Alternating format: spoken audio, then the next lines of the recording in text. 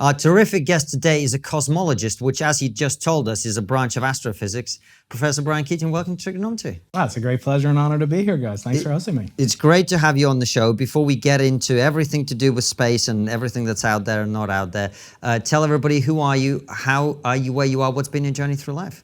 Yeah, so I always like that question that's become your trademark, because it allows me to segue into what I always ask people: what's the most important day on the calendar? You know, I say, what is it? And usually if you're smart and you're a guy, you'll say my anniversary, right? Or my wife's birthday. But it's always some kind of origin story, right? Everyone's fascinated with an origin. And since I was a little kid, I was always fascinated with not just my own origin, you know, which is the only story you come into that you will have to rely on other people to tell you the truth of what came before, but the universe and what is the ultimate, potentially the ultimate origin story of all, which is how did everything come to be? And it's interesting because what I do is called cosmology, which a lot of people, you know, because of the way that I look and, you know, my handsome visage, no, I'm just kidding. They think it has cosmetology. So, you know, if I don't get that, I get, you know, or you're an astrologer or whatever, can you tell me my horoscope? I used to say no, but now I take opportunity to actually answer it. I say, oh, you're a Gemini. Oh, that's really terrible. You know, you should have that wart looked at on the back of your neck there. But the similarities between both astrology and astronomy, cosmology and cosmetology are very deep. You know, etymology is very important. Cosmos means beauty, or face. And what I study is the face that's presented by the universe to ordinary mortals to perceive.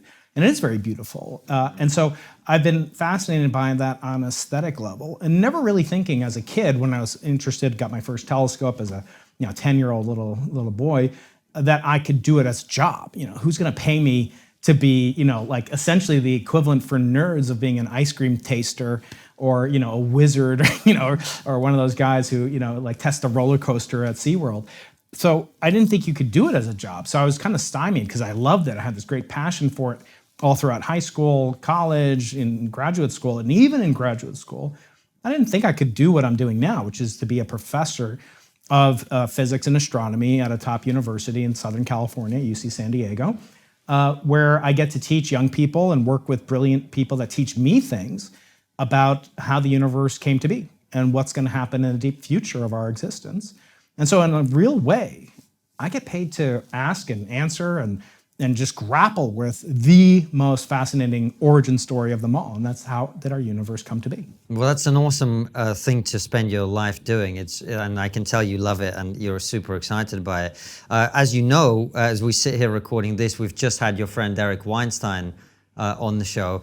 And one of the conversations, part of the conversation we were having was about you know, pessimism and optimism, and how we see the future of humanity, and also how we, you know, our relationship with the things that you study, actually, our relationship with things beyond Earth. And I was saying that when I was growing up, and I imagine even more when you were growing up, you're 10 years older than I am, you know, this idea that our destiny was somehow beyond Earth was not just universally accepted, it was embedded in literature, it was embedded in culture. That's what movies were about, that's what books were about. You know, science fiction really focused. It didn't even focus on like, how are we gonna get to the start? That was kind of like a done deal. It was like, when we form a society on another planet, here's some of the challenges. Or when we have robots, here's some of the moral quandaries that we'll enter.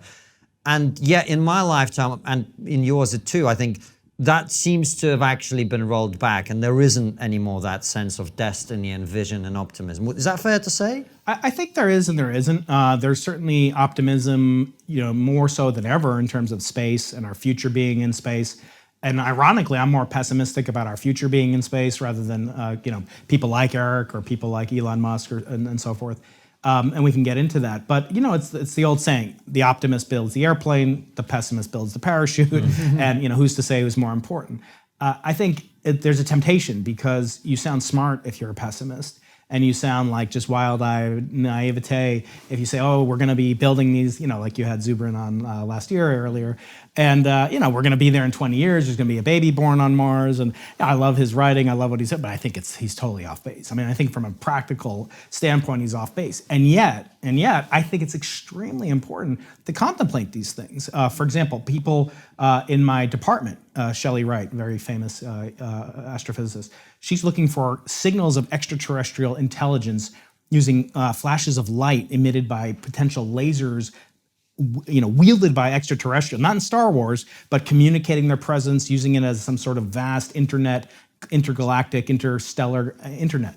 I think that boggles the mind. And in fact, is one of the inspirations that may, spark a young Brian or, Brianna or somebody now to want to get into science, which I do think is the most important thing. I think there's no more important thing, and I get into fights with my colleagues in the literature department all the time. What is the most important thing to study? Do we need more scientists? Do we need more engineers? Do we need more people in the so-called STEM fields? Do we need more people in the humanities to tell us about meaning and so forth? And so for that, I always look back. Who are the people that could do both? Who are the people like our friend Eric? Eric can do both. He's one of the most eloquent, well-read, historically intelligent intellectuals, public intellectuals, talking about Bengali. I don't know. He can speak in Russian to you. He can do all sorts of he can do basic he can play music and it was funny because you guys were talking about why do we shame people that don't play an instrument? I was thinking I'm pretty good at playing Spotify. That's about where I end up. But do we need these two cultures, as C.P. Snell used to talk about? I claim let's look back to the greatest intellects of history. Read Principia by Isaac Newton. Read Michael Faraday. Read my hero, who is Galileo. And you will read things in there that rival the deepest, most enriching poetry written in prose format. You think, well, what are they talking about? Equations with pendulums? What does that have to? No, because they were speculating on things. There was no science in the way that we have it today. There were no journals. There was no peer review, as Eric rails about. And so you would do things either by live demonstration. So imagine you have this theory, as I'll be speaking tonight. I'm being honored by giving this discourse at the Royal Institution, which is the oldest continuing dialogue in humanity, civilization, that's never ended since the early 1800s, where speakers come in, they're pushed onto stage, and they give a speech. And that's to evoke this notion that science is an evolving story. It's never finished. You never reach the end of science. So when I look at that, and then I look at Faraday's writing, who is one of the founding members of the Royal Institution, I read his writing. It's poetic, and it's humble, and it's beautiful. And I say, well, you could learn a lot about literature by reading Michael Faraday's works on electromagnetism, the invention of the motor, and thoughts about things that were speculative. At UC San Diego, I'm delighted to be the associate director of what's called the Arthur C. Clarke Center for Human Imagination, one of your great countrymen, right? And Arthur C. Clarke, and many of his, it's incredible, rich language, brilliant ideas, insights. A lot of the technology we have today was presaged, not invented by him, but presaged in many of his books. The iPad, geosynchronous satellites, bases on the moon, AI, and all sorts of other things that we talk about today. He was talking about those 50 or 60 years ago, writing almost as a poet. And so I feel like to be optimistic is to think and dream about these things, and reach beyond what your grasp is, as Kennedy used to say. But at the same time, I think we can have a little bit of a devolvement into, well, let's escape this place. And that's what I'm worried about. So I think we have to balance the pessimism, where you sound really smart because you can predict the sky is falling, and no one really ever keeps the receipts. I actually went back and listened to this podcast by this guy, Sam Harris. I don't know if you ever heard of that. But he had this other guy, Scott Galloway, and they were talking about, and it was from 2020 or early 2020, they were talking about how evil it would be if Trump got elected because, God forbid, there'd be a war in the Ukraine probably. And I'm just like, wait, guys, do you ever look back and check your predictions? And, so it's easy to make predictions about things and come off as a pseudo-intellectually sound reasoning. But I think you have to balance that. And humans are awful at balancing things, right? We like polarization. We like going in one direction or the other. We're very uncomfortable being in the middle. There's an old Yiddish saying that if you stand in the middle of the road, you get hit by both sides of the traffic. Tell us about it. No, you guys, right. That being the case, do you sometimes get frustrated at the fact that we seem to be becoming ever more pessimistic? Even America, the most optimistic nation in the world, is now kind of pessimistic. Yeah, it is and it isn't. When you look at things politically, I was musing with Konstantin earlier today, that when I got into astronomy, part of it was because no one wakes up in the morning and says, I hate those damn Republican constellations over there, and that Democratic comet is going to save us. We don't think like that. It's a safe space from politics, so it's not polarized. It can be. There are overlays of that. We can get into that because everything at some level has some notion of politicization, but that's okay. It's manageable. I think in terms of optimism, there's kind of this wild-eyed thing where, just take the most prominent ones that are going on right now. And you guys have had conversations about this. You had some with Eric, and you've had on others. It's AI, depopulation, and then going to Mars, right? So those are three very, very interesting and unique conversations that you guys have had. And when I look at that, and I think, well, in all those cases, there's some element of escapism, which is a fundamental expression of dissatisfaction with where you are now. But that's not a bad thing, right? If we weren't dissatisfied with our lot, we would have never invented at my home institution the polio vaccine by Jonas Salk, right? We would have said, okay, we have to live with this or die with this or not live with this, et cetera. So dissatisfaction is a hallmark of a civilization, the discontent and sort of like unwillingness to settle for the current dynamic. So I think that is a good thing. On the other hand, being too wild-eyed and just take the Mars example. Going to Mars is fundamentally, I believe, an escapist, kind of fantasy. Do you think it's pointless? I wouldn't say it's pointless. There are technological benefits that will redound to any society that endeavors to do something on such a grand scale. But I mean, the actually going to, yes, the project of making the thing that takes you to Mars will create new technology and whatever. But is there anything for us on Mars, I guess is what I'm asking you. Well, so there's something for us, right? The question is that worth the price you'll have to pay? Mm-hmm. So I always ask, Elon, God bless him, has 10 kids. That we know about, right? So far. I mean, what time is it, right? And I love that. I love his, and he said that, he's doing his part to forestall population collapse, and I do mean that. But on the other hand, talking about dying on Mars, my friend who I've had on, and you should interview at some point, Lord Martin Rees, the Astronomer Royal of this great kingdom here, he used to joke with me that his job as Astronomer Royal was to tell the Queen her horoscope, but he doesn't do that anymore. Sadly, she's deceased. So the question is, he said he wants to die on Mars, and Lord Rees would say, well, hopefully it's not on impact, right? So let's just say it's not on impact, and he's going to make it there, right? So he's going to get there. Elon, which of your 10 kids are coming with you? Which of the sort of pilots on this craft is not at all possible, in my humble estimation, for it to be a return trip. I mean, the minimum you're talking about at least the better part of a decade to go there, do something there, return voyage, the way that the planetary orbits work out, the minimum time duration round trip would be at least 2 years, maybe even more. All the way you're experiencing extreme microgravity, which destroys your mental capacity, it destroys brain function. Astronauts come back, their bodies are literally as if they've been in a concentration camp, wasting away. Just there's no way to exercise, see actual natural sunlight. And then once you get there, it's not like Christopher Columbus had to bring civilization with him to the New World, or that he couldn't find things to sustain him there.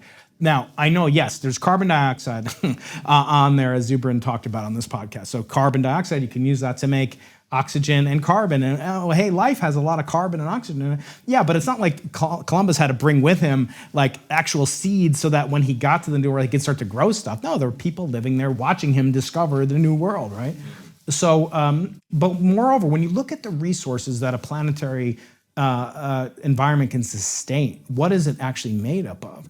If you took all life on Earth and all life that's ever existed, so all the biosphere, what we call the biosphere, and you took it and you made it into a creamy Vegemite-like paste, okay? How thick do you think that would be? Like every dinosaur that ever lived, every amoeba that ever lived, every chlorophyll molecule that ever produced inside of these lovely plants and bushes behind us, right? How thick do you think that layer of the Earth's surface would be? No kilometers, microns. What would it be? Any Francis, any idea? I mean, I thought you guys have were never been more out trigonometry. I of thought we were going to depth. talk about trigonometry. My favorite Tell thing. us. Tell us how. It's about 4 millimeters. Really? Yeah, That's all? Yeah, and if you've ever seen the Earth from space, like that blue marble picture, some people have it on your screensaver, right? You're looking at tens of kilometers, millions of times bigger layer of and even that is the so-called thin blue line. Without that, we don't exist, right? So just imagine like taking that layer of biosphere, that shell of biology, and spreading it on Mars. Now Mars is smaller; it's a little bigger than our moon, a little bit smaller than the Earth. So that would be a little bit thicker, but can you imagine it? I mean, can you imagine transporting that much material or unlocking or converting the carbon dioxide, the nitrogen, the phosphorus, and DNA and RNA to make a living biosphere? So why is this important, though? Why am I not denying that we should do it? I question it, as I said, I question it on a personal level, as a father myself. You're a father too, Konstantin, right? I don't think you're not yet. Not yet. Ladies, I think you should. When you have a child, your world changes. And by the way, you don't have to have a biological child for your world to change. You can have an ideological child. You can be a father figure. I was an uncular figure for many years before. So the point is, what do you leave behind to go on this one-way journey? Let's stipulate it's possible you could get there. Maybe even you'd live. Who are you going to bring with you? What kind of psychological damage is that going to do to you? To leave people behind. So maybe you could say that just for Elon. Maybe he's comfortable with that, or maybe he's not, and he's just so detached from that sense of reality. But I think for most people, it'd be very hard to do that. And then let alone to convince millions of people to do it, to create a sustainable, agriculture, But then why are you going there? What is the reason? Nobody ever asked him why. He says, I want to go there. It's almost like he wants to make this ark. It's a very sort of almost eschatological, like he's making this ark. Mars is the ark, and in order for us to be, and the way I've heard him describe it, and I'd love to talk to him more about it. I don't think he's talked to a real physicist, as far as I can tell. I don't think Joe Rogan, qualifies as a physicist yet, although he's had on a lot of physicists. But the point being, what are the physical limitations? What is the purpose of this? Well, it's to store consciousness. Yes. Well, I say, there are other ways you can store consciousness, just like there are other ways you can time travel. Did you guys know you can time travel? Right now we're time traveling. I don't mean it like that. But the problem comes in when people want to travel through time, and they want to bring their bodies with them, and they want to bring their possessions with them, like some pharaoh from ancient Egypt. And so they're greedy. In other words, they want to have their afterlife and live it too. And I think that when you step back and realize you are capable right now or in the future, hopefully you live a long life, but you are capable of living a very long time. And it's not, as Woody Allen said, I don't want to live on in the minds of my countrymen. I want to live on in my apartment in Brooklyn. In this case, it's through the impact and the connections that you make on Earth right now. By connecting to people, by nurturing relationships and establishing the geometrical explosion of connection and meaning that comes from relationships. That's all gone when you're on Mars. You're talking about 3 other people, 4 other people, if that. I mean, it might just be one person, right? And so the question is, what is the goal? Well, where does consciousness reside? Is consciousness universal? Like, can you store it on a flash drive? Can we upload it? Are AIs conscious? I've been playing around a lot with these. We can talk about those and the potential. Well, I know Eric's expressed some concerns about them, and others, Elon as well. So what is the goal? Nobody ever really gets into that. Well, no, I mean, if I was to steelman what I perceive as Elon's argument is, yes, okay, you can download the sum of human knowledge onto a flash drive and launch it into space where it can be like, a message in a bottle for the rest of eternity. And you could argue that's consciousness, but it's not self-replicating. Right, it's frozen in time, whereas what he's talking about is survival of humanity, whereby if we all have a nuclear war here on Earth, there'll be 7 people on Mars who are able to reproduce and survive on right. Mars. So there's 2 approaches, right? And I agree with you. Although it is possible to, if there's an explanation for the origin of life is a very mysterious thing. We actually don't know about it. There are people that stipulate that life, spontaneously originated. Some of the work done by late professors at UC San Diego, Miller and Urey, established this primordial chemistry, primordial Earth-like environment, and they put in some goop and they shocked it with electrodes, and out came these little Neanderthals. No, that didn't happen. That would be pretty surprising. But it was some amino acids. Yes. Maybe they precursors to life. Anyway, It turns out that experiment had a lot of incorrect assumptions about what the Earth was like. Anyway, the point being that the history of the Earth is intimately related to the life that's inhabited it. And actually the life, that 4 millimeter layer, is probably the most consequential of all the geographic strata that one would encounter going, drilling down to the core of the Earth, essentially. And it's a relic of what we call the Anthropocene, when the hominids have existed. So the question is, does that encode it? Does DNA encode it? What level of hierarchy of life? So is it for humanity? That, of course, again, it is a selfish thing, right? I mean, there's what would happen if not a nuclear war, let's just say the Earth is hit by some massive extinction level event that wipes out humanity. Well, there will be other entities that will live. And it's not like all life would be obliterated, nor did it happen during the Jurassic period when the giant extinction event took out all the dinosaurs. What happened then? It allowed mammals to thrive and flourish, and then we descended from that. I'm not saying I want that to happen, by the way, don't get me wrong. But the point is, when you put so much into this, it's not, I don't want to say it's a fantasy, but it is escapist. We are escaping, which is a good thing. Like if you're on a plane going down, you want that parachute that the pessimists pack for you, right? On the other hand, what's the net goal? It should be to preserve humanity, right? So let's say it's going to cost trillions and whatever amount it is. What if you could put that into another thing that would alleviate the need for Noah's Ark number 2? In other words, if Elon and put his time and attention into putting in safeguards against the main ways that a planet could rid itself of our presence, namely nuclear war and some biological war or biological entity like a virus that becomes a global pandemic, not that could ever happen. So what could you do to mitigate those? I think it's far more efficient. Just take one thing. Imagine you go down to the Pacific Ocean and you scoop up a bottle of water. You guys are invited. Come visit me in my podcast in San Diego. And we'll go down to the beach and we'll scoop up some water from the Pacific. There's trillions of microorganisms in there. There's relics and fossils of coral and all sorts of things in there. If you found that on Mars, it would be the greatest discovery of all time, potentially, right? But that means something very different. Like, that means you can find life right now. It's in the ocean. And could we live in the ocean? Maybe, not like those guys, unfortunately, in the submersible recently. But you can live, and we already know how to live underwater. There are people in the Navy in San Diego that do it 6 months at a time on a submarine, right? So the question is, where is the most efficient use of resources, intellectual capital, human capital? Why is it that it's being focused in that direction towards, one planet, which is, admittedly potentially supportable of, it's more hospitable than Venus, but it's less so than the ocean. Do you know what you're reminding me of? Did you ever watch West Wing? No, I never got into that. There's a great scene in West Wing where somebody asks one of the staffers at the White House why it is that we have to go to Mars. I think they're actually talking about Mars. And he launches into this long monologue about how it's what's next. As in, human beings have always explored, they've always taken the next step. They left the cave and they walked out, and then they went to the new world, in inverted commas. It's kind of like the idea is that we're an exploring species. Right.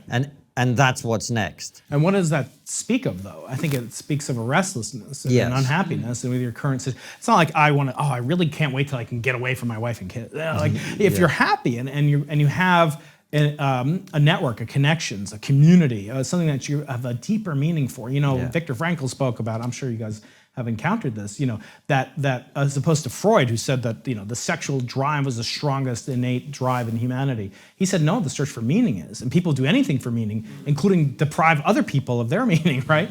And so I think it is almost escapist in a sense. And I don't say that necessarily in a judgmental way. I'm just saying, be cognizant of it. Why are you doing what you're doing? And I've encountered that a lot in science as well. But one thing I just want to come back to with Mars, and the search for alien life, which I'm very interested in. Yes. Although there I'm very pessimistic about as well. And I think some of it relates to these very same topics that would cause somebody like a Musk or anybody who's conscious and curious about what it would be like to live on another planet, to think about what are the planetary astrophysics-based limits to things like climate change. Like, is it possible that the climate could just run away forever and we could just keep pumping carbon dioxide into this atmosphere? Well, no, it's not. And in fact, by studying other so-called exoplanets, of which we know of thousands now, many of which are exactly like the Earth in terms of this host star that they are orbiting around and their density and their average size. So there's plenty of places where life could exist. And so the question is, well, what would it take for them to get to the same stage that we had? And I always like to point out, like, I think, the key question that I would want to ask an alien is, do you have whales on your planet? And you're like, what the hell is he talking? Do they have whales on your planet? Like, why are you asking about that? Well, to get here in this beautiful studio, to make these beautiful neon lights, these computers that are driving the cameras that are filming us in glorious 4K, right? They weren't built by computers, right? There wasn't like some primordial computer that sprung into, no, they were built up for something more primitive. And in fact, a computer was built up of transistors. And if you look at what a transistor is, the first one is this thing of like chicken wire and chewing gum. It was really, you wouldn't say like, now there's 15 billion of them on my single iPhone, 14.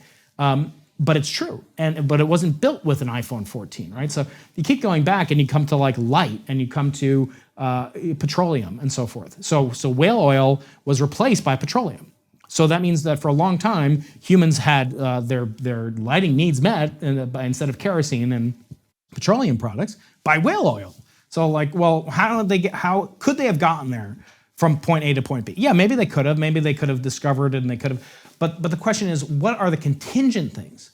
The things, the sine qua non. Without that, it makes the further justification of technology impossible, right? So we look at things like plate tectonics.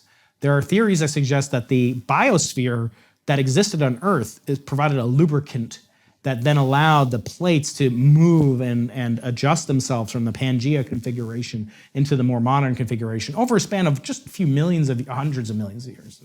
Not a short amount of time, but not as long as old as the Earth. And some people believe that's contingent, that we needed to have that in order to have life exist. So you start putting together all these different sequences that had to occur, and in the right order, right? If you discover that, how do you discover, the transistor before you had the vacuum tube, right? Is it possible? Maybe it is, but maybe it's not. So by asking questions about these other planets, we can then learn about, well, what are the unique things about our own planet? And to just go back to this discovery of life thing, which I said, I meant you just go down to the lake and scoop up, or the Pacific Ocean, scoop up some water. We actually know what would happen the day after life is discovered.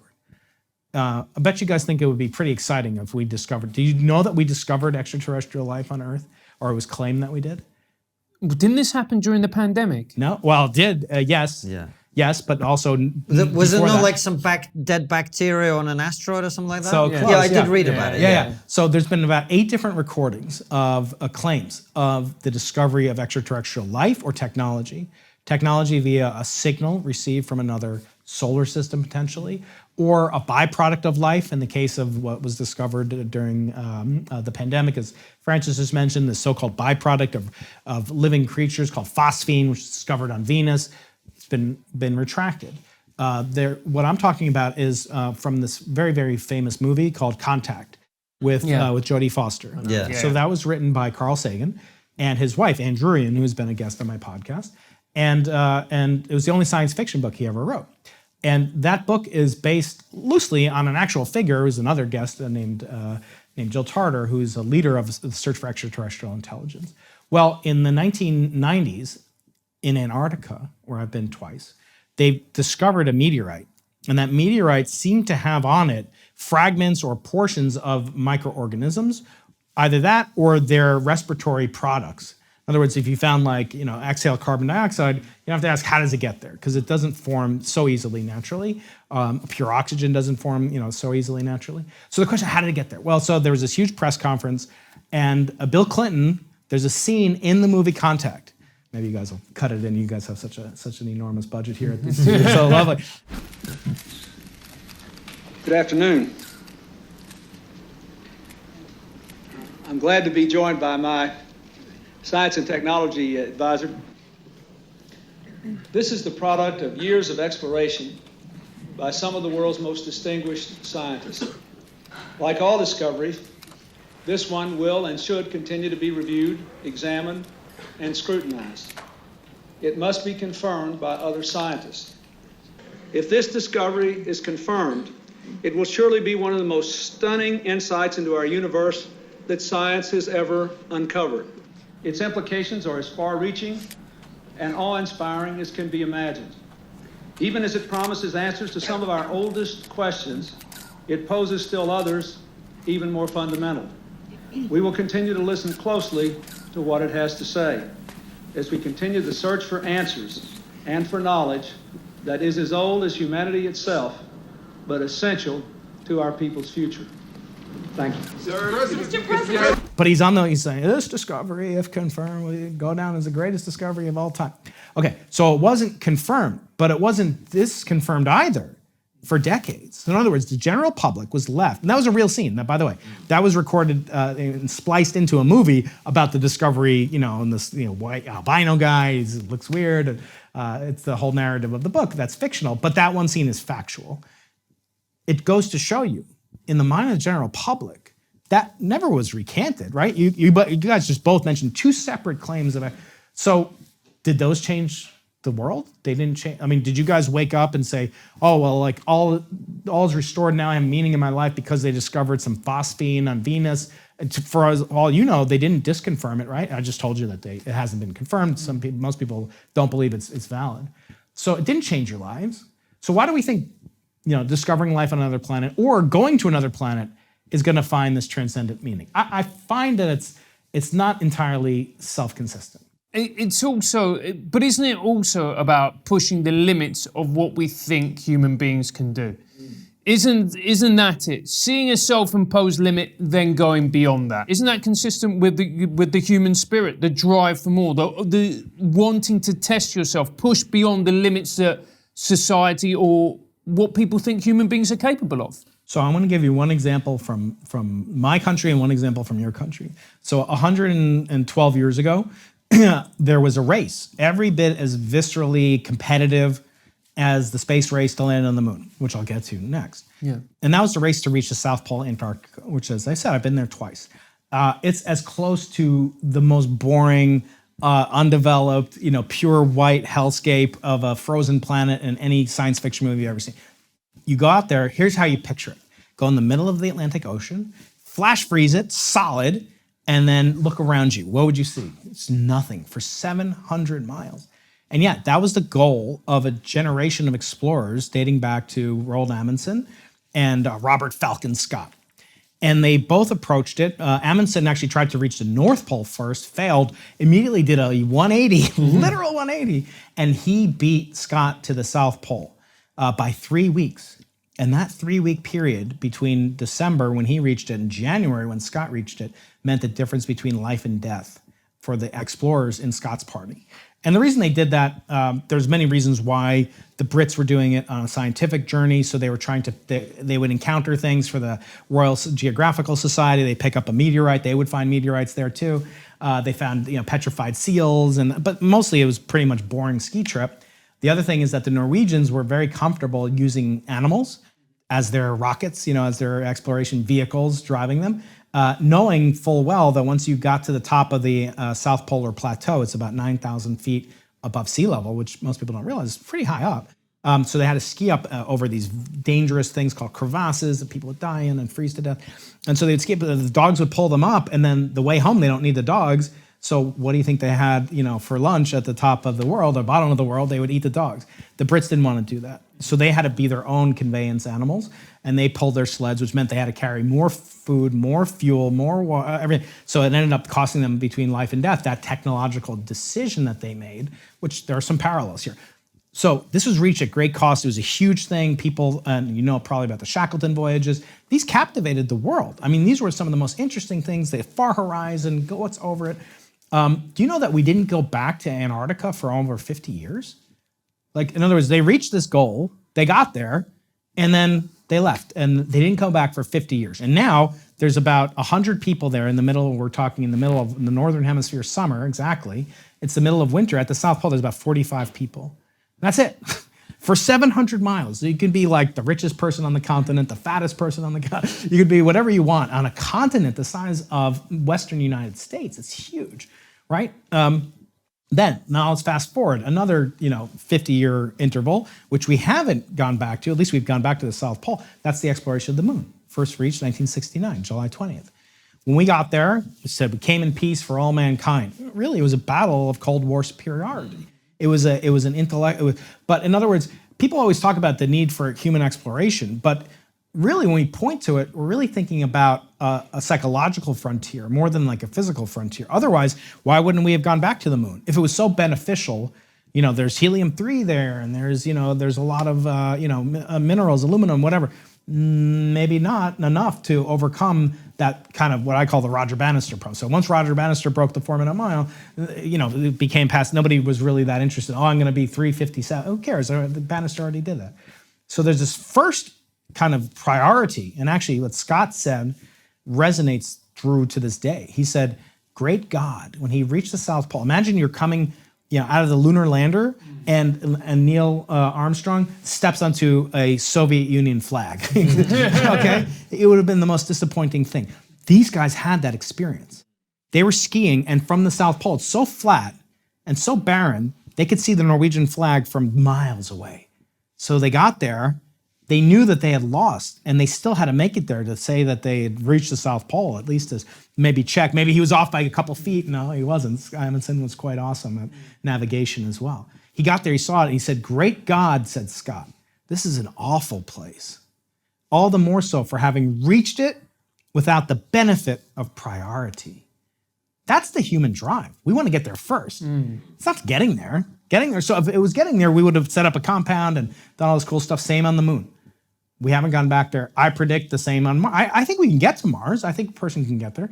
I think establishing an output is almost as remote or impossible as establishing one on the moon. Yes, I know Zubrin will write in and say that, yeah, there's more raw materials there. There's a lot of raw materials in Antarctica. I don't see any civilizations popping up down there. And if you say, well, like, there's this fallacy that if there was a nuclear war, and God forbid there's ever a nuclear war, I'm not advocating it. Keating advocates for nuclear holocaust. No, not at all. I treasure this planet. And in fact, I'm trying to say we should be dedicating our efforts towards the mitigation, the militation against the destruction of the planet. But these idiots who have been given, so I always say, the worst thing about physics is that it produces technology. The worst thing is that we saved the world, right? We created the atomic bomb. There's a movie coming out this summer, Oppenheimer. One of my friends, Shua Peck, is an amazing human being. He's a star, and not the main character, but he's one of the stars, and I'm going to chat with him on the podcast soon.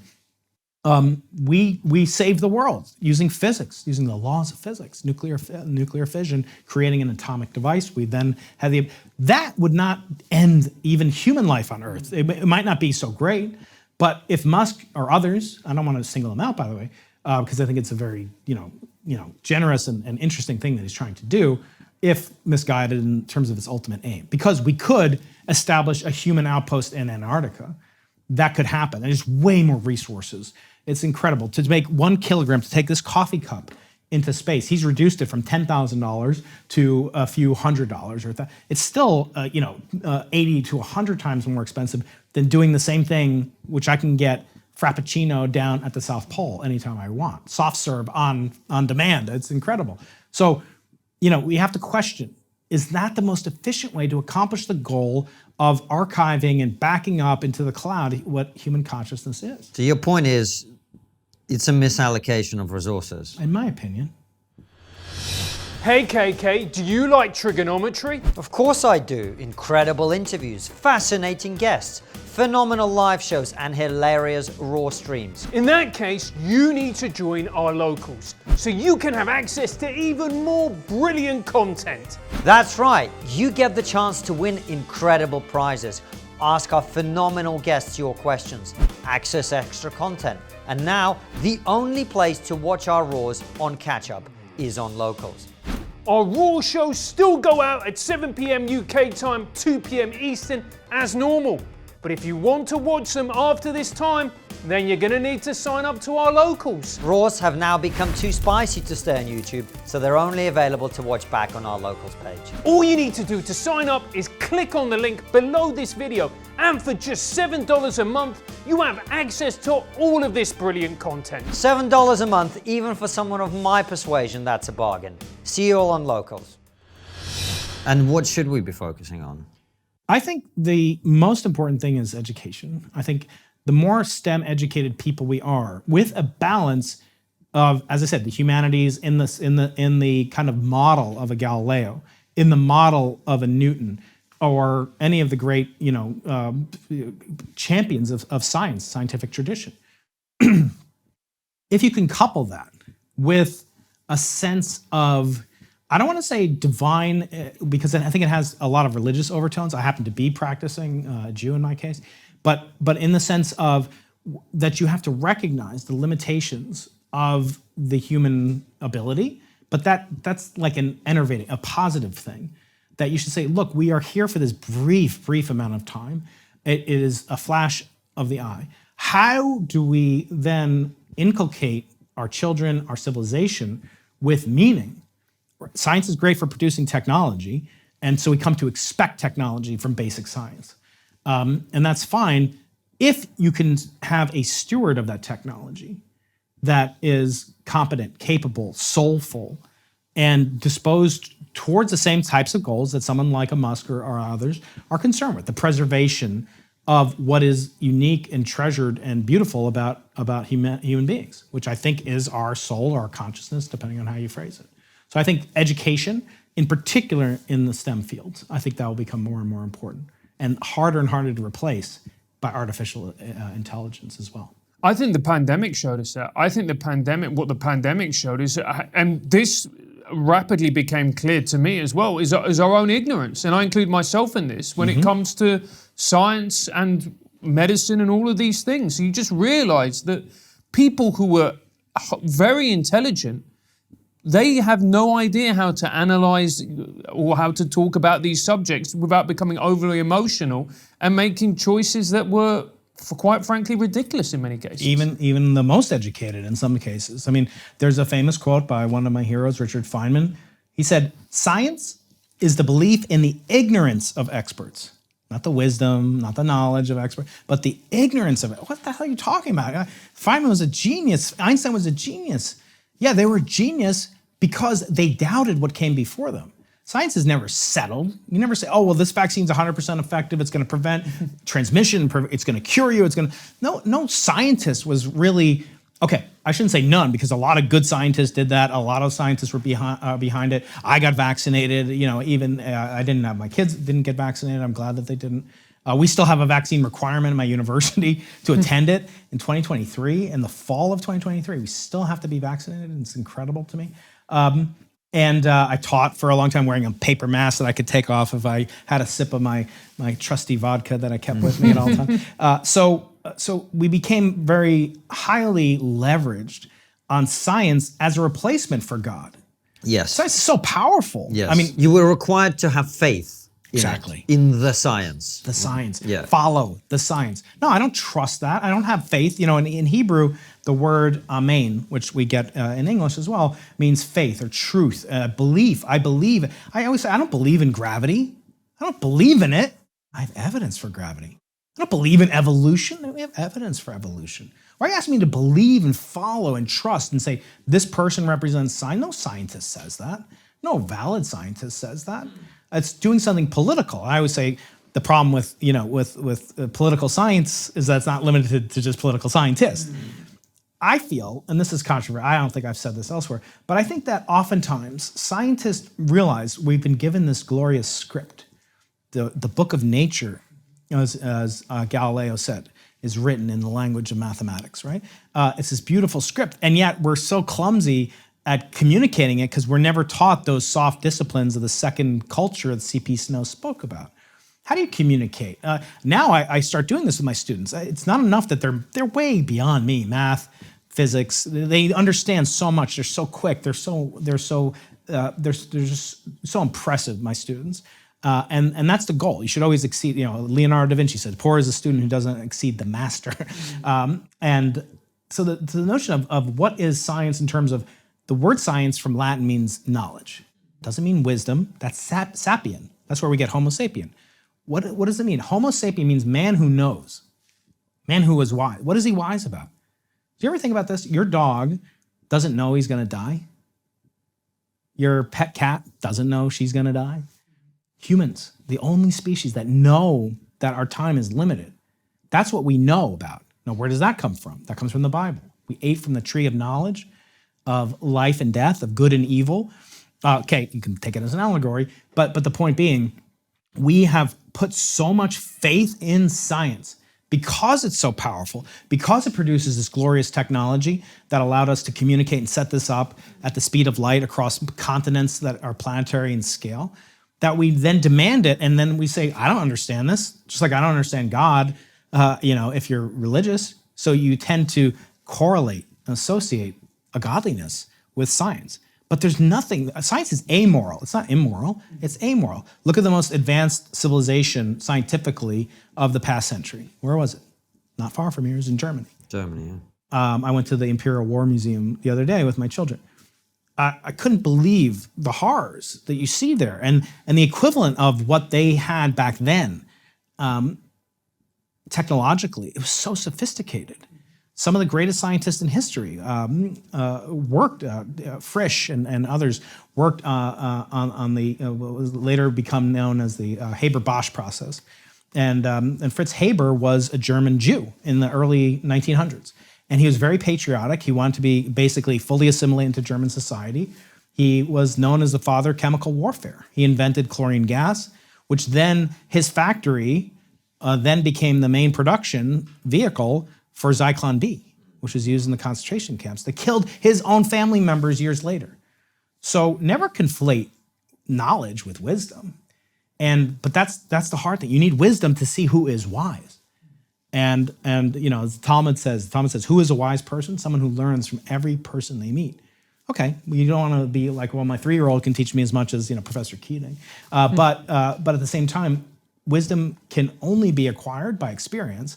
And when you encounter something that's never happened before, like a pandemic or nuclear potential conflict, it's very dicey to put so much power in the hands of someone who may not be particularly wise. And do you sometimes find that in your own industry, that people think that they have the answers, they think they're all-knowing and all-powerful, when the reality is you're a scientist and That's right. You could be brilliant, but that doesn't stop you from being wrong. Oh yeah, and I've had the benefit to interview 14 Nobel Prize winners on my podcast.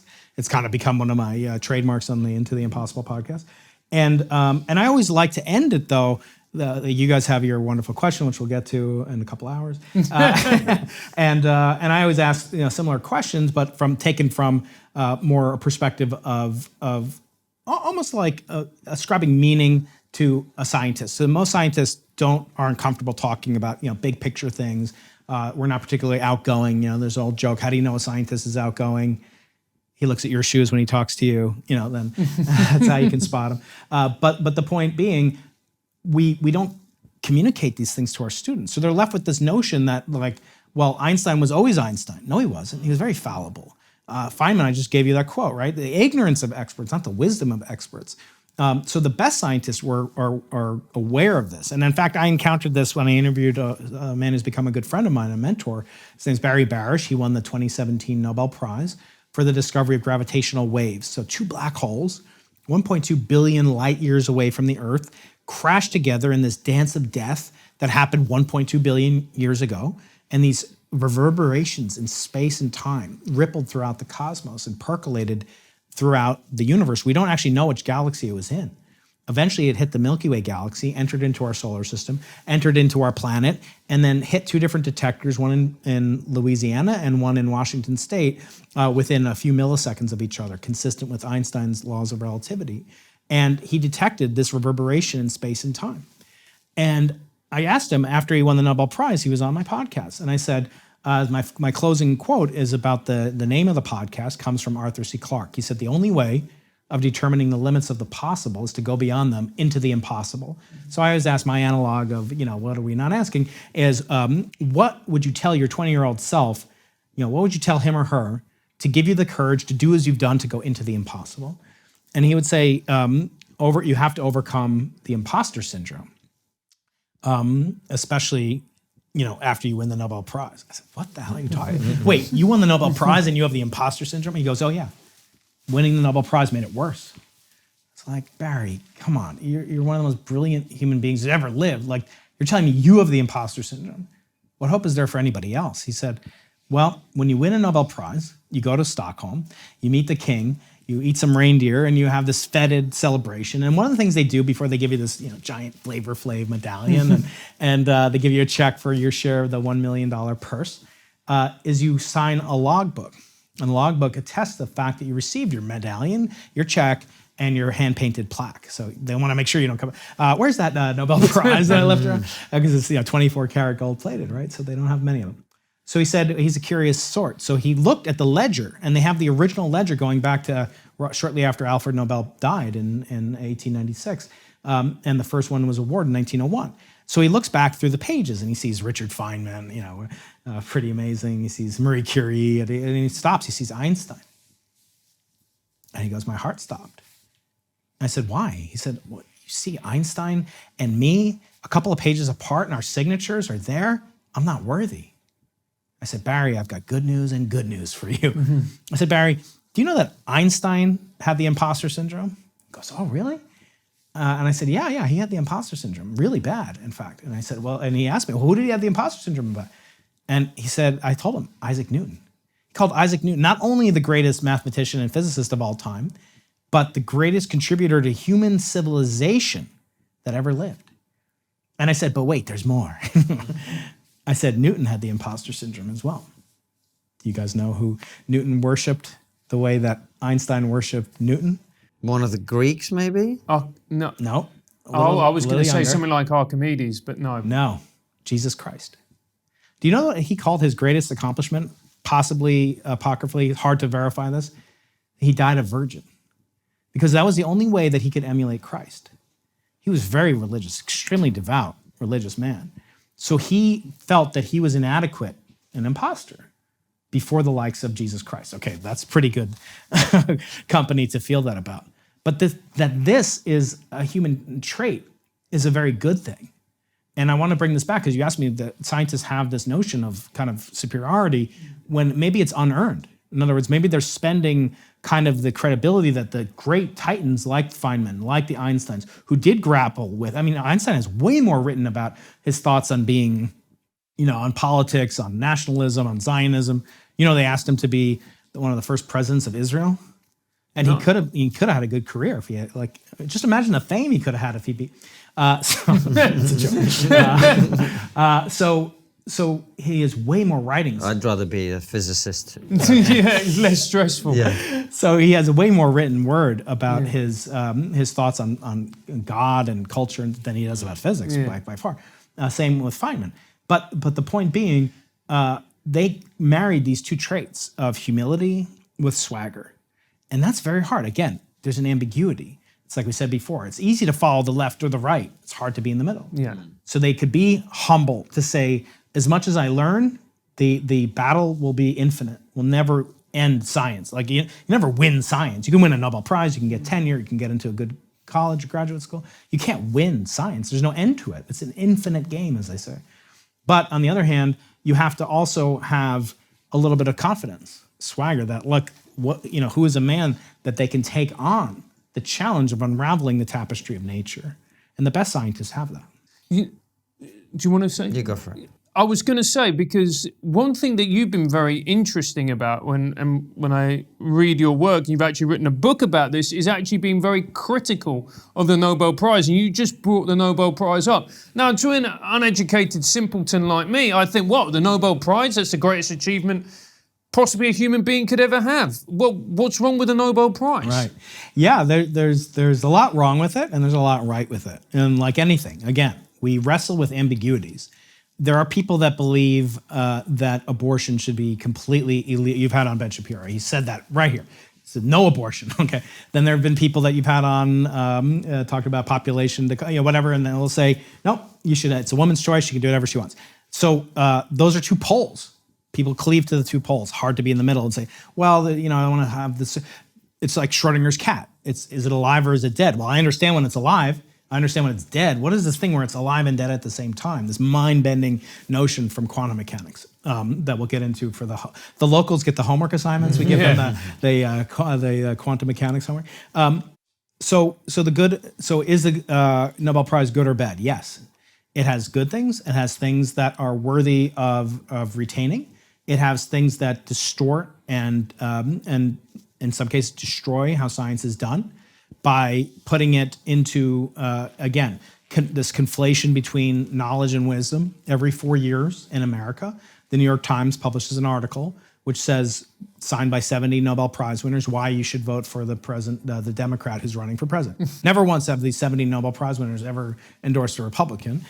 Be that as it may, maybe they're always right. But then they'll talk about like genetically modified organisms.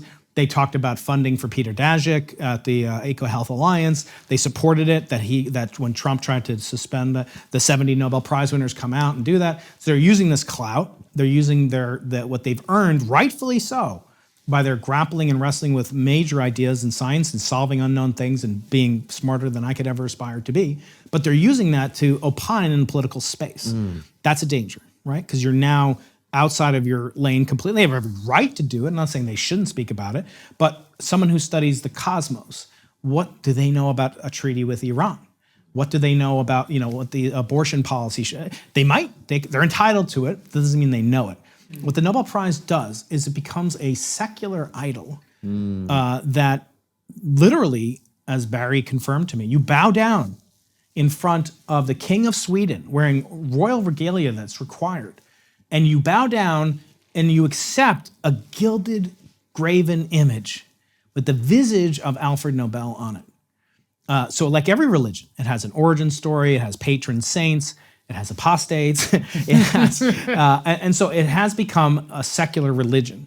And sometimes the most zealous religious adherents are atheists. 93% of the American National Academy of Sciences do not actively affirm a belief in God. I'm not saying, you should, you shouldn't. I'm not a theocrat, right? But it's an interesting fact.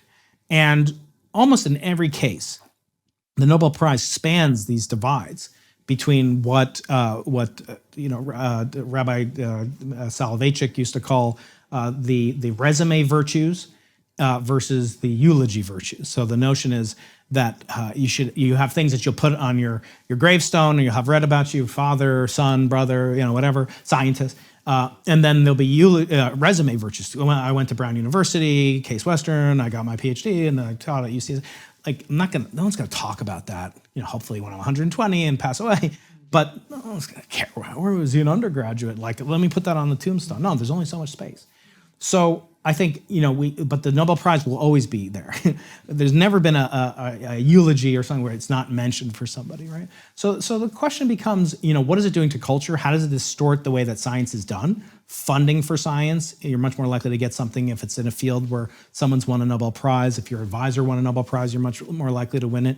There's historic discrimination that was present early on against Jews, later against women and other minorities. That's been demonstrably proven. So it's good and bad. Do I want it destroyed? No, that's why I wrote the book. People get this notion that, I wrote the book called Losing the Nobel Prize because I was jealous and spurned and sour grapes that I didn't win the Nobel Prize for this discovery that I played a huge role in, that was announced and later retracted in 2015. That would have been Nobel worthy had we not been stymied by another galactic imposter that masqueraded as the signal we were trying to see, which was the spark of the universe's first existing moments. But in reality, so they'll say, you just have sour grapes, Keating, you're just, I say, well, look, here's the one way to prove it. Good news for you. You can prove if I'm a hypocrite or not, get them to offer me the Nobel Prize. If I accept it, I'm a hypocrite. No, so far they haven't bitten. But the point being, I've seen it from the inside. I've been asked multiple times to nominate winners of the Nobel Prize. I've compared it to what Alfred Nobel requested in his will and how it's been distorted for purposes of the vainglory of the Nobel Prize Committee and its own purposes, and to the destruction of scientific colleagues of mine, and distortion of the scientific method, in fact. So it's good and bad. Brian, come back to the science with me, because this is the really fascinating thing. So we've talked a little bit about it, but I think the two big questions that most people have about space, the universe, etc., is, are we alone? And the conversation that Eric is very much fond of, which is chemistry imposes very specific limitations on our ability to get anywhere in the universe, and physics potentially is able to transcend those. So are we ever going to be able to travel in a way that doesn't require us to essentially burn lots of fuel and travel in a linear way? Right. First of all? Yeah, so I agree with you. Those are two interesting. The other one I always get asked about is, what happened before the universe came into existence, right? That would be the third one. Yeah, so that's what I get paid, big dollars from Gavin Newsom to answer. So to answer the second question that you answered, so can we transcend the limits? Can we effectively, create a portal to allow us to travel in finite time, essentially infinite distances? There's nothing that precludes that from happening, but it's been so trumpeted in things like movies, Interstellar, all these things. The notion of wormholes and black holes, and physicists associated, obsessed with holes. Come on, guys, get over yourselves. But the point being, if you could essentially visualize space-time, we can't visualize actual space-time as four-dimensional. That means there's three dimensions: up, down, right, left, backwards, forwards.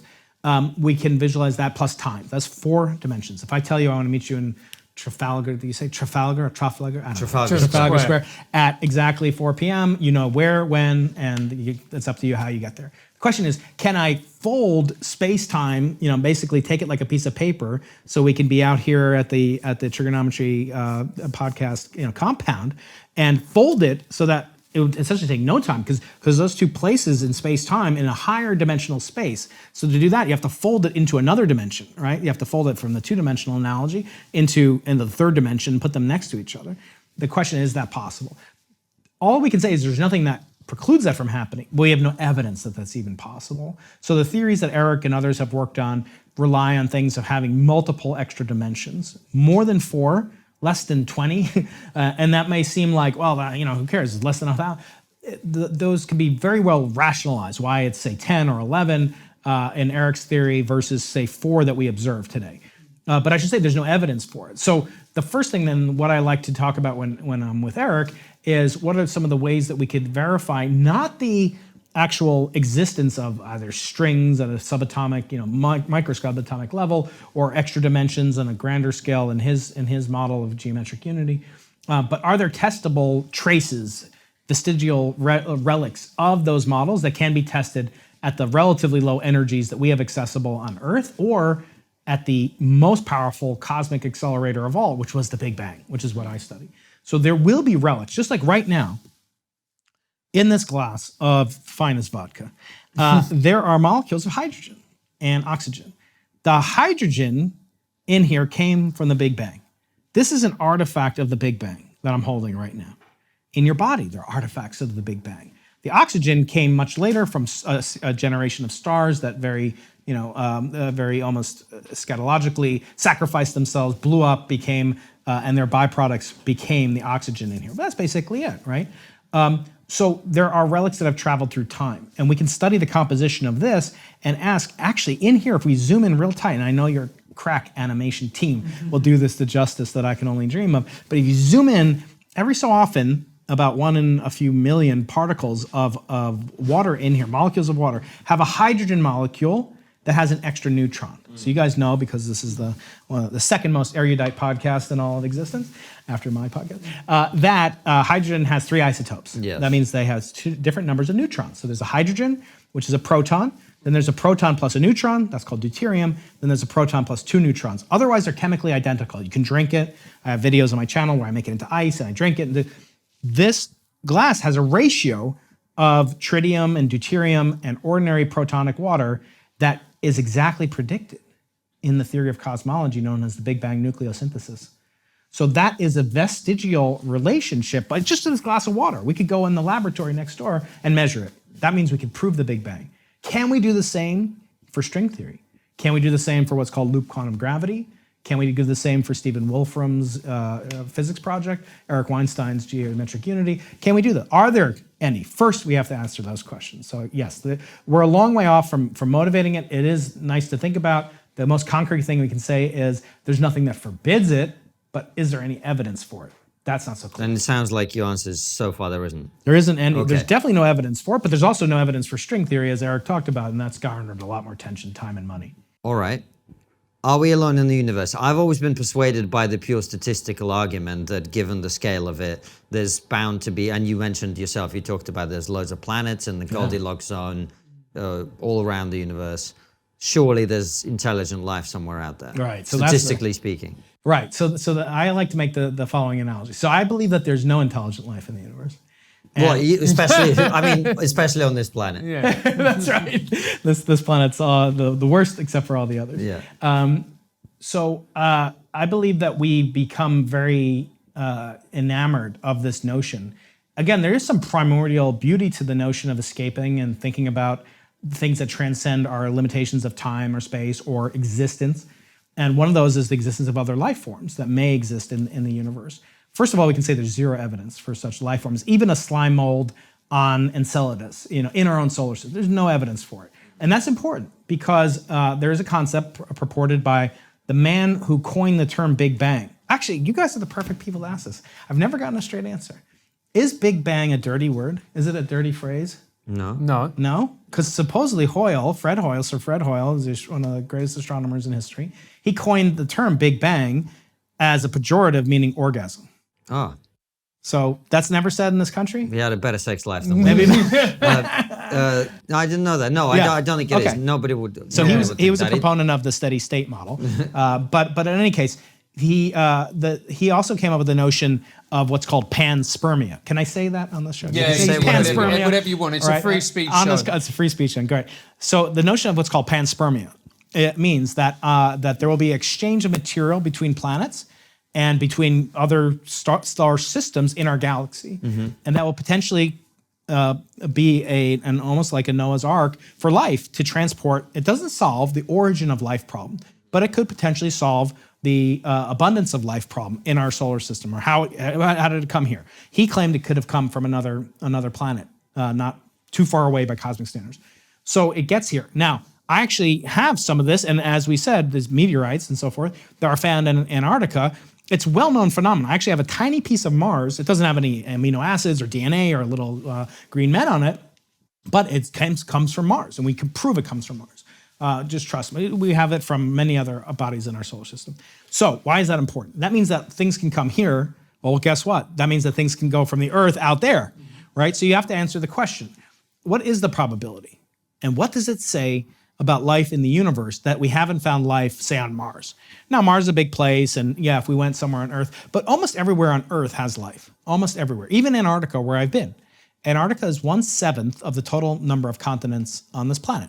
It's about the size of Australia, so it's pretty big. There's almost no life there, though. There is life, there's microbial life. There are these giant birds called skuas that will like take a toddler away if the toddlers were allowed on the continents or not. And then there's sea lions, a couple penguins on the coast. That's about it. There's no polar bears or anything like that. And then there's humans. So you're talking about, this vast continent, the size of Australia, hundreds of times bigger, tens of times bigger than the UK. No life, almost no life. But if you make the argument that life should be abundant or based on statistical probability, as Fermi did, Enrico Fermi, one of the greatest physicists, he created what's called the Fermi paradox. There's so many planets, there's so many they didn't know about the Goldilocks zone back then, but they said if the average lifetime of a technological civilization is even 1 million years, then just in the age of our galaxy, which is maybe 8 billion years or more, that means we should have been visited by thousands and even going at a slow chemical rocket speed. So he asked the famous question, where are they? So we have to ask, where are they? And come up with solutions to that Fermi paradox. And there are many purported solutions, but one of which is there are no aliens, right? I mean, the most simple thing based on evidence is that there are no, certainly technological civilizations that we're aware of. There could be beyond what we're aware of. Now, the best calculations do the following. They don't say, and as I don't say there's no life. I say the probability is very small. And certainly even smaller for technological life. It has to be even smaller. Right? If there's a dolphin swimming on a pool in Enceladus, we're never going to know about it because it doesn't have an iPhone to let us know that we live there unless we stumble upon it. Right? So it has to be technological. How do we get to that technology? It comes back to what we said before. We started with primitive things. Maybe are hydrocarbons necessary? Is global warming a trademark, a hallmark of civilization? Some say it is. In other words, we should look not for transmissions of, I Love Lucy, but we should look for global warming on another planet. So far, we haven't seen it. Doesn't mean it doesn't exist, but that would mean terraforming and modifying that particular climate. Now, did they have a biosphere? Did they have chlorophyll? Did they have a great oxidation event? Did they have a Jupiter that sucks up deadly asteroids from impacting the Earth or whatever the analog Earth is in the Goldilocks zone that's not in the Goldilocks zone? Do they have a moon that's at the exact right distance to create tides that can cause chemical intubation almost between land and sea? Do they have plate tectonics that we talked about? Are those plate tectonics lubricated by these microorganisms? So there's many different hurdles. And the way I like to say it is, so you can phrase it like this. Imagine that there were 8 things that had to happen for us to have this conversation under these lights and camera, right? There had to be a big bang. There had to be the formation of matter from no matter. So people think that matter is conserved. It's not. Energy is conserved, but matter is not. Then there had to be primitive elements that could support life. Then life had to come about and be conscious. Then that life that was conscious had to create technology, and so forth. So you just go through and you say it like this, and then there had to be things that prevented it, asteroids, there had to be dinosaurs that were there but got killed off, and fossils and so on. You say there's 8 of them, and each one has a probability of 1 in 1,000. That's it. Just say 1 in 1,000 that there's a Big Bang, whatever that means. 1 in 1,000 that there's a Jupiter. 1 in 1,000, and we know the probabilities are much lower. Let's just say, for the sake of the argument, 1 divided by 1,000. 8 of those. You take 1 over 1,000, you raise it to the 8th power, you get 1 in 10 to the 24th. That same number is the inverse of the number of planets we think there are in the observable universe's history. So over 13.8 billion years, we think there have been 10 to the 24th, which is a trillion planets that could be life inhabiting. But the probability, I just said, is 1 in 10 to the 24th. So the problem comes about, the human mind is incapable of multiplying a 0 by an infinity. And that's why the statistical argument, I think, is a very crude but often overestimate of the probability or possibility of technology. So the emergence of life on Earth is so ridiculously unlikely. That's right.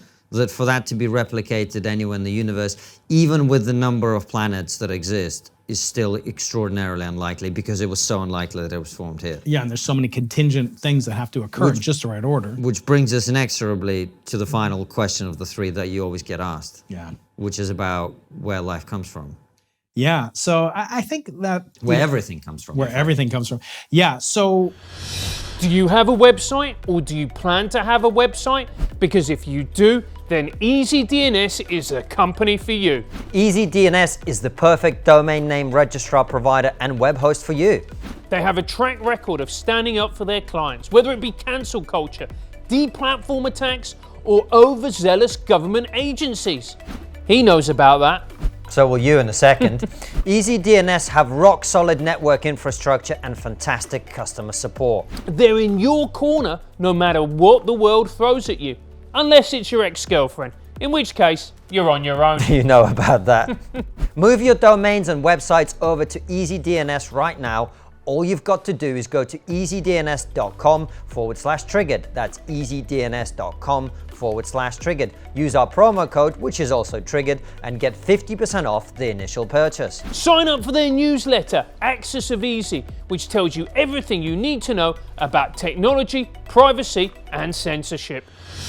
So right now is an interesting time, because throughout history, if you took a ping pong ball and you put it in a bag, for each year that human civilization has existed, say going back 5,000 years, the very first cosmological models in the Bible and ancient Egypt and Sumeria, and you wrote on it, what's your model of the universe? Like, is it eternal? Is it cyclical? Is there a turtle on top of a turtle? Is there a Ouroboros eating its tail? What is it? Just put it in there. The overwhelming number of ping pong balls would have a static eternal universe. Einstein believed in it. Newton believed in it.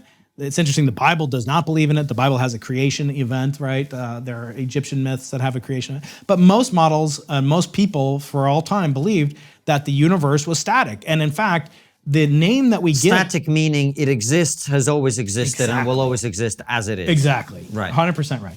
So, and why do we know that? Well, we're sitting on this thing called a planet. I don't know if you know any Greek. My Greek's not that strong, but planet means wanderer. Well, why do we have the name? It's like Jews. We talk about people that aren't Jewish. we call them goyim, or it just means nation. It's not like a put down or anything. But that's interesting because like we're only 0.2% of the population of the world, right? So we're saying we have a name for the 99. Like just call them people, and like we're the weird ones, right? But anyway, so we have a name for these things that moved. They're called planets. Well, why were they special? Because they were the only things that moved. Everything else is static. It looks like it's unchanging. We know the stars move a little bit, but you couldn't perceive them over human lifetime. But the 5 planets that they could see back then, after which our days are named and so forth, there's deep inculcation of astronomy in our daily lives that we just take for granted. But anyway, those things move. And so it was natural to suspect, as Newton did, as Einstein did, that the universe was static and eternal. And that prevailed for an extremely long period, the preponderance of human history. And so we asked the question of what could overthrow that. Well, before, I would say, the last decade, it was impossible to speculate any more than just purely qualitatively. But now, with telescopes and tools like that of my team, that my team and I are working on, called the Simons Observatory, and other competitor teams, we're looking potentially at a relic. Just like these water molecules reveal the fiery fusion conditions that were present in the first second after the Big Bang, we're able to go 30 orders of magnitude farther back in time. And we will reveal the presence via what are called gravitational waves. Those gravitational waves would originate from a purely quantum phase of the universe's history called inflation. Okay, what does any of that mean? Okay, so the question is, did the universe come from what's called a singularity or not? Was there a point of infinite temperature, infinite density, infinite energy from which all the matter and energy that we're experiencing today came from, including the molecules in here, including every cell in our body, the matter of that. So forgive me, I'm just trying to make it simple enough that idiots like me can understand. Hopefully other people watching can understand as well. So the idea of the Big Bang is you have this matter that is, I'm using very stupid language, I'm aware, but it's super condensed. Absolutely, that's correct. And then it explodes and cools over time, and that's how you get the universe. Exactly. Right? So it's either that, or a static universe. There are actually more than one other alternative. Yeah. It could be that there was a preceding universe that had a Big Bang in reverse called a Big Crunch. It could be that there are multiple universes that exist parallel to ours, of which we're just one that has properties, features, and phenomena consistent with the existence of cosmologists and podcasts and people, right? So we want to know, is our universe an accident? Yeah. Is it a fluctuation, a fluke? And using technology for the first time, we can confirm that. We could potentially reveal that our universe did in fact begin not only with a singularity, with a point of incomprehensible hellscape like energy, density, pressure, everything you could imagine, but it would also reveal the presence of what's called a multiverse. Just as Copernicus and Galileo showed that the Earth is just a planet, it's not the center of the universe, as people had thought for thousands of years, back to Aristotle and beyond, that the universe was centered on the Earth because that was the natural place for it to be. No, they disproved that. They conjectured in the case of Copernicus and proved in the sense of Galileo and eventually Isaac Newton. No, but there's more than one planet. There's more than one star. There's more than one galaxy. There's more than one cluster. There's more than one supercluster of galaxies. Why not? More than one universe. And in fact, concomitant with the singular origin of the universe comes the multiverse. So in other words, you almost cannot have a singularity, a Big Bang, without having a multiverse. They're almost wedded at the hip. So the stakes are very high because it's very incompatible with, say, biblical narratives, or it's incompatible with a lot of philosophical speculation that you could have parallel multiple universes. In fact, they may not be even distant from us, just like they may be very closely related to us, or they may be us in the sense of what's called many worlds multiverse interpretation. So the stakes are very high. It's the most primitive thing. This is why I'm so interested, and this is why I do what I do. Because to study where everything came from, where potentially, as Stephen Hawking said, asking what came before the Big Bang is meaningless as asking what's north of the North Pole. He may have been wrong, surprisingly. He may have been wrong. No, it would be very interesting, I would say, to ask God, if God exists, to say what happened on the Tuesday before the Big Bang. That may have an answer for the first time in history by technology that my colleagues, who are far smarter than I am, are helping to build via what's called the Simons Observatory, which is located, it's actually one of the, if not the highest altitude construction project in the world, building a massive telescope array, $130 million project funded primarily by the Simons Foundation in Manhattan, New York. And this is to unravel what caused the bang. Was there a big banger, or was it all a spontaneous fluke? And if it was a big bang, are there other universes parallel to ours in a sense? I think, for me, it's one of the most exciting things to grapple with. When are we going to find out? Well, if you join my webinar. So the challenging thing is that these things take time. We're almost done with construction. We have colleagues that are there right now in Chile. This is in the Atacama Desert, 5,200 meters above sea level, 17,000 feet above sea level. As I said, highest observatory in the world, highest construction project in the world, higher than the base station, permanent base station, Mount Everest. Very challenging conditions, very low oxygen, extreme ultraviolet damage from the sun, but it does make, it's compared to going to Mars, it's like a cakewalk. So Elon is welcome to spend some time there. Active volcanoes next door to us, and it's a very inhospitable place. We were delayed by the pandemic, a year and a half, 2-3 years, which cost money because you can't just say, well, I know you're going to get your PhD working in the Keating laboratory. Come back in 2.5 years when things are, No, we couldn't do that. So we kept it going, cost more money, and luckily we've been able to see it through. So yes, we're about to get what's called first light, when we'll get the first astronomical data later this calendar year, 2023, and then we should have results a year later. But what I always caution people is that we won't be able to say definitively. We won't be able to say, yes, there was definitely a singularity. You could, however, say that there was no singularity. In other words, you can, in science, you have to be careful. Most people think it's like math. You can prove 1 + 1 = 2. You can prove, you guys know this, that sine is opposite over hypotenuse, right? Trigonometry, isn't that right? You guys know each other? Yeah. Okay, you can prove those things mathematically. He's such an optimist. Yeah, I know. It goes back to Euclid, right? So you can prove those. You can't prove something in physics. You can't prove that the Big Bang, but you can rule out the other alternatives, and so therefore you can falsify things about alternative models. So by discovering the pattern that we're searching for, we would not prove the singularity, but we'd falsify the alternatives, including some purported by Nobel laureate and friend of mine and your countryman Sir Roger Penrose, who has a model that's a cyclical universe that cycles into and out of existence. So I always say my job is to not prove theories, it's to kill theories, prove them wrong. And I think that's where it's nice to kind of marry the theoretical with the experimental, and hopefully we unveil new knowledge about the origin of the only story that had no precedent, perhaps. That is absolutely fascinating, Brian. And the one question that I want to ask before we finish up is this. When you see people whose knowledge of science is so completely awry, let's take, for instance, something like a flat earther. Do you think it's a fault of the individual, or do you think it's the fault of science? That's a good question. I first would say it's the fault of education, because it's very difficult. Although I should say, you guys are very good at self-mocking behavior, but I know because I'm a big fan of yours that you guys are highly intelligent. It's a British thing. Yeah. You can't pretend to be That's smart right. here, otherwise people will beat it out That's of you. right. Yeah. Okay. Physically. Yeah. So let's stipulate that. I want you to be honest. And now we're getting all diary of a CEO and you guys, which you guys are going to. Who's that? Never heard. Don't mention our competitors. Okay, so I'm going to make you guys. I don't know who that is. You guys got to be real, London real. No, I don't want to say that guy either. Could you guys prove the Earth is a sphere? No. You couldn't, right? No. So imagine proving that the Earth is not the center of the solar system, right? Right. And imagine proving the solar system is not the center of the galaxy. Anyway, so why is that? You guys are educated people. Can you imagine saying, I never read Shakespeare. Oh, I can't spell. My spell checkers gets a lot of work, but you would never be comfortable with that. So it's a little bit on you guys, right?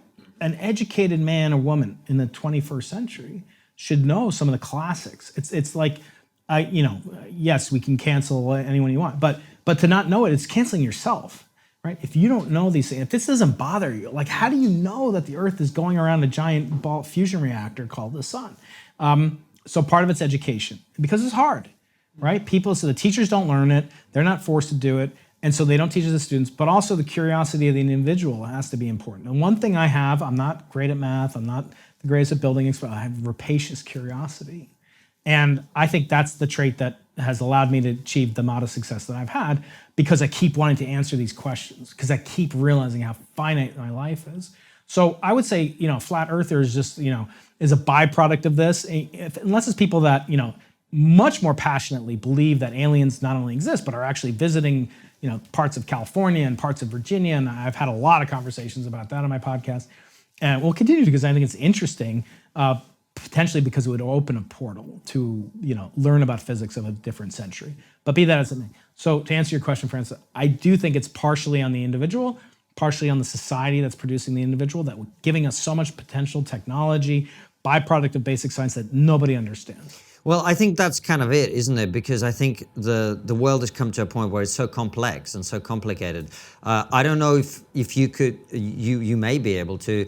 My grandfather could maintain his own vehicle. Right. Very few people can do that now, and it's not because necessarily people have got dumber, it's because the vehicle has got more complicated. That's right, yeah. And I think the same is true of, there are so many things you now have to know to survive, or to thrive particularly, that the amount of time you can spend learning certain things, most people simply aren't going to be able to dedicate that much time to that particular thing. On the other hand, technology takes away with one hand, as you're saying, the ability to change a battery in your phone. Yeah, good luck with that.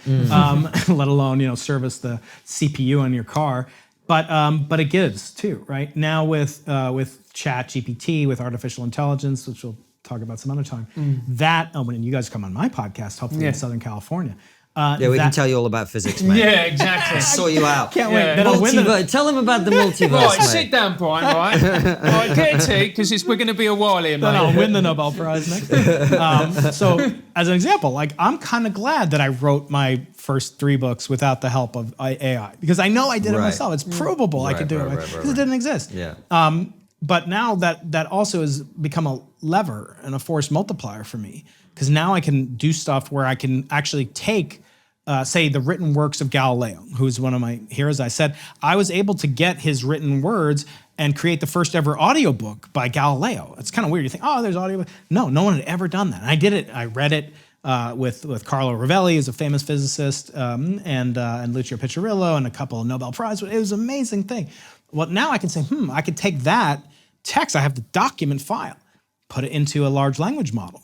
Then I can start to say, well, what would Galileo say about the multiverse?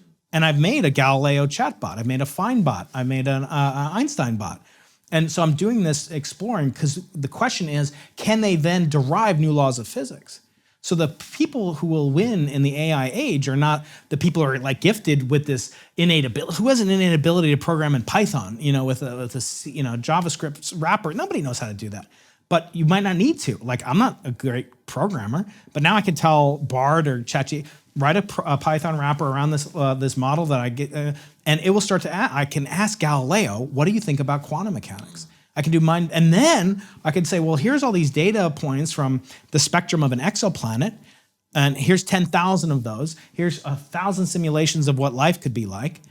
Compare those. And I could never have done that, 20 years, 10 years, 5 years ago. So technology is giving us abilities that we never had. But what's the key thing? You have to be curious about it. I can't teach curiosity. I can stimulate it, I can avoid it. And as Barry Barish, the same Nobel laureate I told you about, he said, we have almost a negative association. When I say curiosity killed the cat, that's a bad, I don't want to kill a cat, you murderous, PETA violator, right? So it's almost a negative thing. Curiosity is the most beautiful, unique human advantage. So when you have a child, or you have your ideological children that you support and you mentor, inculcating curiosity, that's a superpower. That's all we have. That's our claws, that's our teeth as human beings. So that's what I would want to inculcate most of all. Well, I agree with you, but then we come into conflict with, I suppose, what we were talking about at the beginning, which is the curiosity to explore, right? I suppose it's different when it costs you trillions of dollars, right? And come back with me, because I want to finish that conversation, actually, or at least do more on it, which is, you mentioned education, but STEM education will only produce more scientists and more engineers and so on, who will want to go to Mars. right? So my sense from what you're saying is that you think that a lot of the way we want to use science to fill a void that actually gets to be filled by other things while we're here, down here on Earth. Is that a lot of that is I would agree with. I would say that there's a meaning gap. Yes. That can't be filled by technology. Yes. And it can only be filled, ironically, by reverence for the past.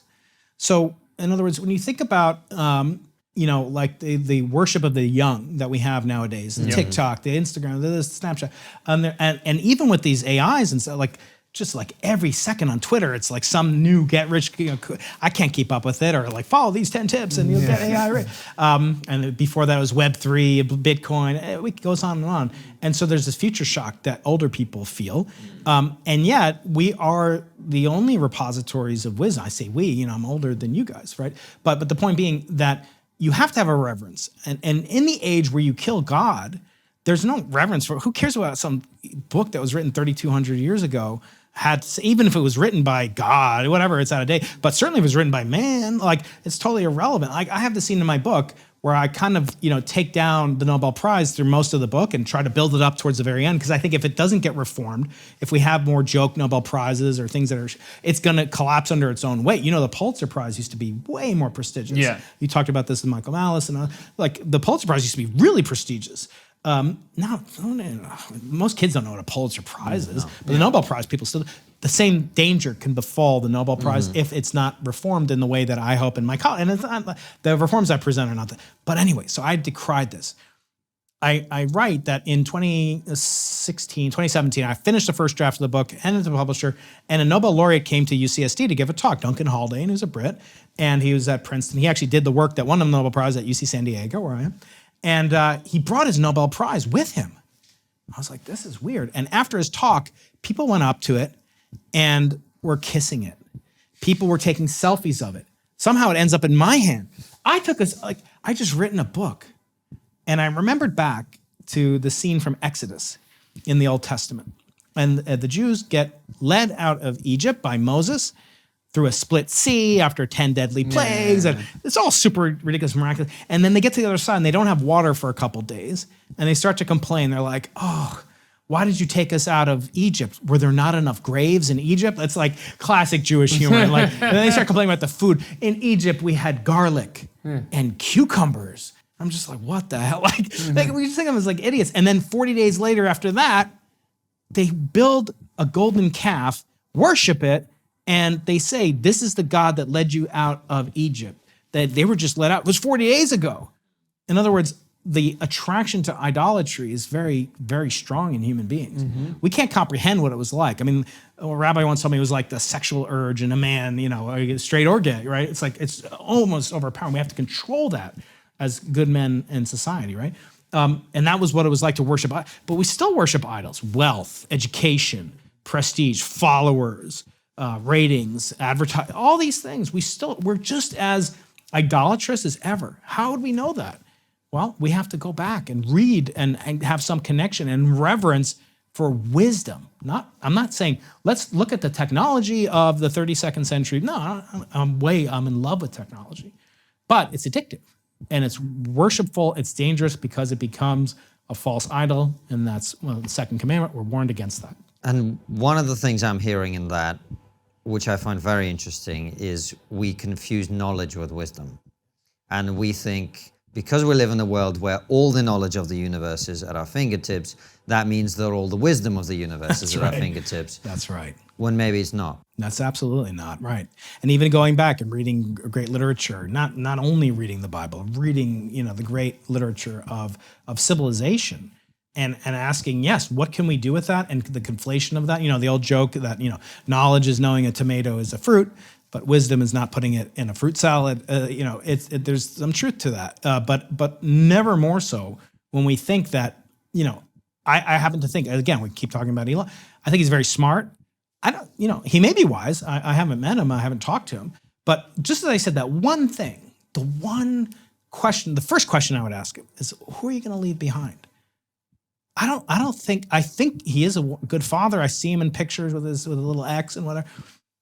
As a man, as a father, is that what you're willing to give up? Like, why? How? How will you explain it to him? Because you're not going to take him. So those are kind of the questions, that I'm most curious about. And so that's where I want to get. Knowledge is cheap. Knowledge can be found anywhere. Wikipedia knows way more than any of us will ever know. But wisdom is extremely precious, and it's a highly, highly undervalued asset, unique to human beings. Now that is a good point to finish on. Professor Brian Keating, as always, the last question we ask is, what's the one thing we're not talking about that we really should be as a society? I think the preciousness, the fact that we're likely alone, I think it inspires terror. And I think things that terrify people, there's a book by Ernest Becker, The Denial of Death. We don't like to think about it. We build monuments, we build pharaohs and sarcophagi and pyramids, we build Nobel Prizes. We do all these things to mark this little speck of a dot that we inhabit, when inner meaning is available to everyone, no matter how wealthy or poor you might be. And I think developing those connections, to me, and putting at risk the potential consequences of personal devastation. And it seems ironic, I'm advocating that you should be vulnerable to devastation. No. Because any of us that are parents can contemplate in a nanosecond the most devastating thing that we can imagine. I won't even say it. It brings me to tears to think about it. But every parent has Every parent has it. You and I are just beaming this back. We know what we're talking about. I don't have to say a damn thing. And you know what we're talking about too. But that's a very powerful guidepost. It's telling you, lean into those things. What's important? That if taken away would devastate you. I don't think we like to talk about that. And I think that, and thinking in that way of bridging gaps, and maybe, not to make this, too Lex Friedmanish, but to bring this interpersonal connectedness, that we are part of this vast network of humanity, that will bring love, this nature of distribution of love, because every person you add to a network, it increases geometrically and exponentially. Make those connections, make the deepest connections, such that if they're taken away, you can't envision what life would be like. Lean into those. That's what we should be talking about. That's really valuable. I appreciate that.